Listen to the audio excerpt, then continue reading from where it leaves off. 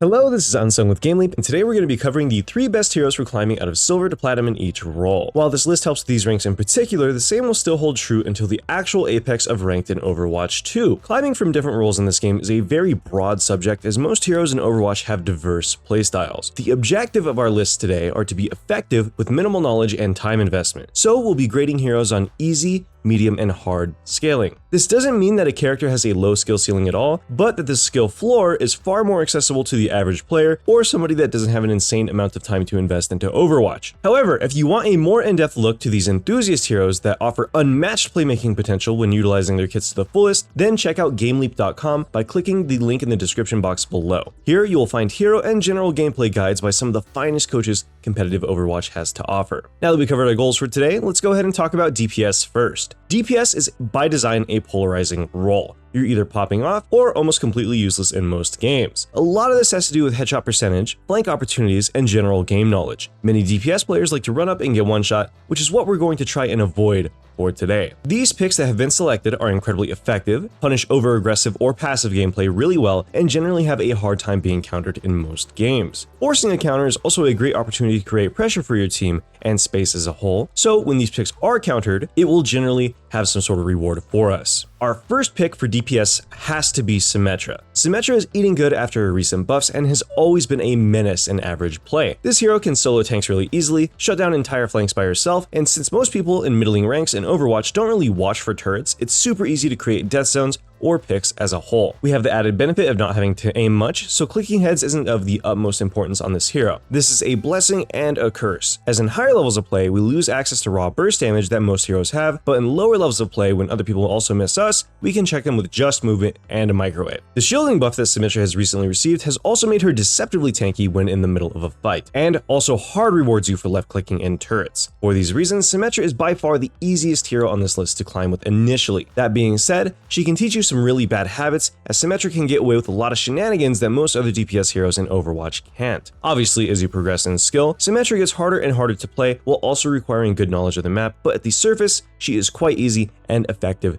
to execute. Next up, as our honorable mention, we have Soldier 76. This hero is really independent. He can find massive flanks, and a well-timed visor can easily ace a poorly played push. This hero is only here as an honorable mention because he is simply a jack of all trades, master of none. Soldier is alright for dealing damage, okay at controlling space, a decent flanker. There's nothing that Soldier really excels at. If you hit your shots where you need to, and when duels on the side, this is a great hero to climb with because he's so independent. However, the sheer amount of aim that you need on Soldier compared to our actual medium pick is what separates the two. So if you're a traditional FPS player with lots of experience, then Soldier might work better here for you, but for those of you that struggle a bit more with the aiming side of things, we offer up Torb. Torb is the best of both worlds for a DPS. He's really tanky and has an insane amount of damage from his primary and alt fire. This pick doesn't require too much thought. He just needs you to place a turret and then fight near your tank. The reason why we have him at a medium rating is purely just because the aim requirement that this hero has. Rivets from the primary fire are actually quite hard to hit at longer ranges because of both the projectile speed and the heavy drop that they come with. Torb has a pretty average need to hit your shots compared to other DPSs, but this is alleviated in part by the shotgun. The shotgun makes things significantly easier to hit than most other heroes. The turret kind of negates some of his weakness as well, as we can place it to contest angles for us, since it doesn't have the same weaknesses as the projectiles. We can also just spam down a main choke of just about any map and get decent value from this. Our turret is also fantastic for preventing our healers from getting dove by common and annoying picks in this MMR, such as Genji, while making sure that we can stat check most front lines down at the same time. A well-timed shotgun head tap can one-shot many heroes in the game, and 2 or 3 body shots will remove all but the tankiest of heroes from existence. Torb is uncommon, underpicked, but highly effective. This hero punishes enemy mistakes quite heavily, which makes him amazing for cheesing games out, which is why he's on this list. And now, last but not least, our hard pick for our DPS list. Echo has to be placed here. Echo's skill floor is actually quite high, as her playstyle is kind of niche. Being a flight character is already enough of a barrier for entry, but her ultimate's mechanics are what cement her in this tier. Echo requires good game knowledge of enemy heroes, an understanding of flanks, and different flight paths. This is just the bare minimum for playing this hero. We haven't even really talked about the combo potential yet. Echo's skill rotations are harder to access because we need some confidence to get the most out of them. Our bread and butter here is going to be sticky into beam, as our beam does insane DPS to low health targets. Having good target selection is everything on this hero, for both her ulti and damage as a whole, is that we want to hit unaware enemies with left click, follow up with the sticky, and then go straight into beam into a reset, so that way we can do it again. Copying healers with high value ultis on this pick is also more valuable than copying a low pressure tank, such as Orisa, that has more of a useless ultimate for us. Copying a DPS with a strong ulti is also not really a bad option if we can hit our shots and build that ult charge. Echo, when played effectively, is probably one of the most demanding picks for the enemy team. She needs to consistently get shut down, and if she's given the opportunity to run free with a map, she's going to do exactly that. She's solid on most maps, she has an insanely high skill ceiling that we can actually try to attain, and then on top of that, the sheer amount of pressure that she demands from the enemy team just make her an all-around solid pick. That's it for DPS. Now onto supports. A traditional support isn't going to be the most effective for outright climbing unless we have a stack. This means the more proactive, damage-heavy support picks will generally do better. If we're a player that doesn't excel at these sorts of heroes, then that's obviously a problem, right? For this list, we're once again going to focus on what heroes are effective with low skill floors while retaining high ceilings. For these reasons, our first support on this list is going to be Mercy. While Mercy doesn't have good damage, she's incredibly good at pocketing the best player in the lobby. Keeping someone that is able to be proactive and get things done alive for us is a huge boost to our chances of winning as a whole. Mercy also has this really cool hidden passive of every person on the enemy team focusing us to an insane degree. Pulling pressure off of our tanks and onto ourselves is a great way to climb in lower brackets, and being ignored is also just as good because we'll be super effective. This leaves us in a win-win situation where we'll always have an impact no matter what, which is exactly what we want in a pick for climbing. There will be games that you'll lose because your DPS and tank is a complete potato, but the easy wins that we get off this hero are by and far more worth it than these rare losses. We simply fly around, try not to die, and res our allies when we have a chance. Just by existing, we have pressure. Next up, for our medium pick, we have Moira. This one is a no-brainer, as Moira is relatively simple and very independent. This support makes up for a team's lack of a DPS player quite well by herself while remaining a solid pick for the rest of our allies. Moira doesn't really have an aim requirement, but does require good reaction time and aggressive positioning to get the most out of a short-range kit. Knowing when we want to be damaging and healing is also a little bit more difficult than the average support. From a climbing perspective, this is all that we want in an Overwatch hero in the support role. Coalescence can single-handedly win games for us, we can solo pressure the enemy DPS, assassinate a support, all while not having to think too much about clicking heads. This is the perfect middle ground support for just about any situation. Do remember though, that when we queue as a support, we have to be playing as a support and we don't purely want to be DPSing. We get more value from both damaging the enemy team and healing our teammates than we do only focusing on one aspect. So make sure that we keep this in mind. And finally, last but not least, we have our hard pick,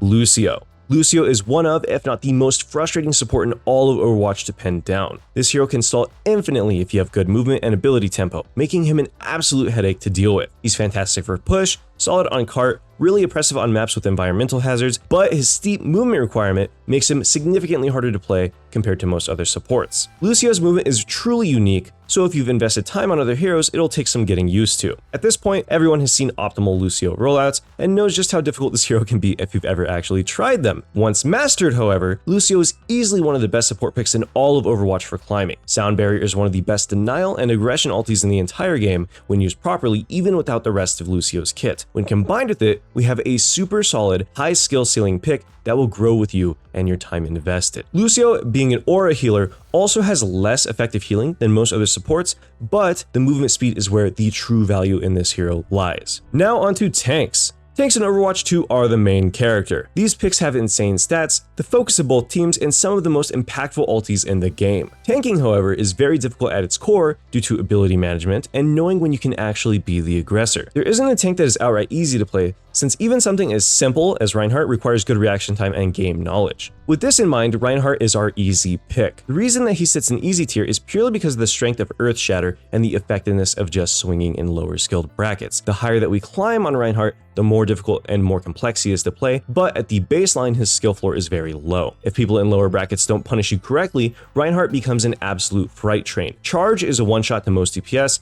Fire Strike is super oppressive when comboed with melees, and Barrier is overall just easy to use at the surface level. This pick has a very low floor, but an incredibly high ceiling, making him super difficult to play at higher tiers. Low tier Reinhardt, that's able to swing constantly, however, is disgustingly strong for climbing. We simply want to pressure the enemy team with our swings, we want to build our Earth Shatter as quickly as possible by spamming Fire Strikes, and hold on to our charge without actually using it to go 1v5 into the enemy team. Next up, we have Junker Queen in medium tier. Junker is our medium pick due to her low health pool and higher aim requirement. If we're able to get melees, knives, and carnages off consistently though, she becomes a solo carry menace. This hero is fantastic for punishing just about every cast of character in Overwatch, while rewarding aggressive and proactive play with frequent high damage, high impact ultis. This is a really solid pick for any tank player that wants to have an impact on any lobby while not having to min-max when compared to our next pick. Junker is really good at just brawling and getting in there, which is super important in this elo range. When we're playing in more average play, a lot of people don't really respect our range, so it's a lot easier for us to actually walk up and be effective. All we simply need to do is get into a fight, stay inside of a fight, and then build our ulti so we're able to initiate over and over and over again to make this pick effective, which is why she sits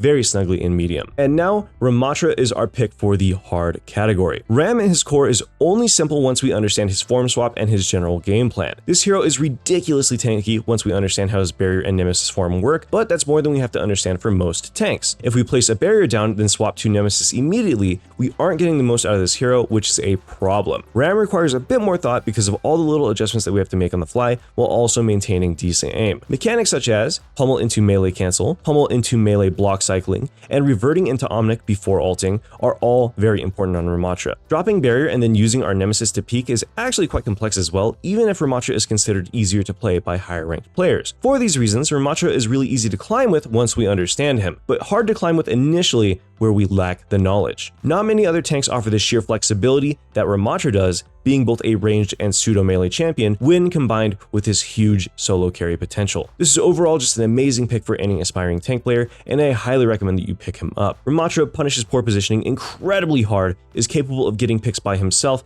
one-shotting enemy supports for being out of position, you name it. This is just a very solid hero for climbing, and a hero that I highly recommend that you end up picking up. Anyways, this was Unsung with GameLeap. Thank you all for watching, and I hope that you all have a wonderful day. Make sure to check out the website for more high-quality professional guides from coaches such as myself at GameLeap.com. But anyways, I'll see you guys all in the next video.